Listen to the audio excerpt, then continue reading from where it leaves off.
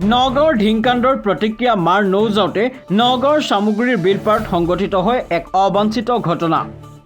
চামুগুৰিত এগৰাকী বিবাহিত মহিলাক শ্লীলতা হানিৰ চেষ্টা চুকুৰ আলী নামৰ এটা লম্পটৰ।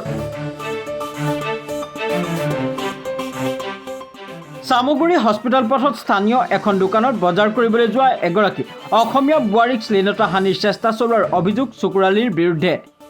আন্ধাৰৰ সুযোগ গ্ৰহণ কৰি ধৃত যুৱকজনে মহিলাগৰাকীক অসৎ কাৰ্য কৰিবলৈ চেষ্টা কৰাৰ অভিযোগ মহিলাগৰাকীৰ পৰিয়ালৰ।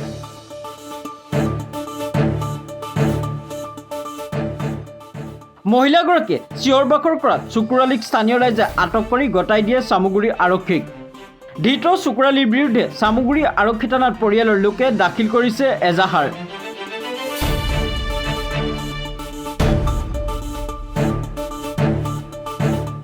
মজাত মোক ফোন এটা কৰিলে আমাৰ হস্পিটেলৰ গুৰিৰ পৰা ল'ৰাজনক চিনি পালোঁ আহকচোন অলপ। মই বোলো মই যাব নোৱাৰোঁ, গাটো বেয়া কৈছে ন এনেকুৱা কণ্ডিশ্যন। কি হ'ল আহি পেলাই গম পাওঁ যে তাত কোনোবা এই আমাৰ ওচৰৰে ছোৱালী এজনী বুলি শুনিলোঁ।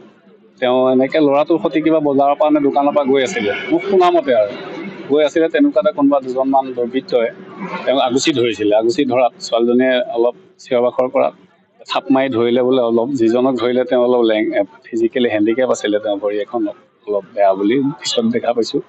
বাকী কোনোবা দুজন মানে আন্ধাৰৰ সুযোগ লৈ পলালে।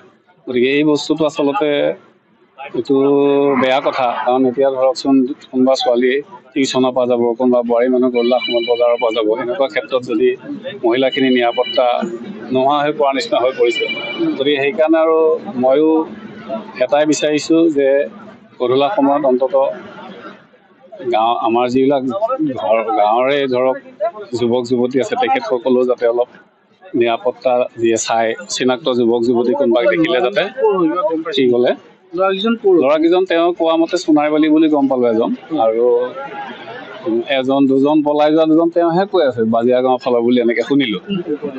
যিজন গ'ল আৰু যিজনক ধৰা পৰিলে তেওঁ শাৰীৰিকভাৱে সক্ষম আছিলে। তেওঁ কি ক'লে মুছলিম সম্প্ৰদায়ৰ হয়। হয় হয় হয়। এইটো আচলতে এইটো পৰিঘটনাটো হৈছে আচলতে এইটো বেয়া কথা। তেনেকুৱা হ'ব নালাগে, ভৱিষ্যতে যাতে তেনেকুৱা নহওক সেইটোকে মই মানে কামনা কৰিছোঁ। গতিকে হ'ব নালাগে। গতিকে ভৱিষ্যত যাতে আৰু ছোৱালী বোৱাৰী বা আমাৰ মহিলাখিনি নিৰাপত্তাৰ মাজত থাকে, তাৰে কাৰণে আপোনালোকৰ আৰক্ষী এজনক আটক কৰিছে। তিনিজন বুলি শুনা পাইছিলোঁ। তেওঁ শাৰীৰিকভাৱে সক্ষম কাৰণে তেওঁ ধৰা পৰিলে, বাকীকেইজন পলাই গ'ল বুলি শুনিছোঁ।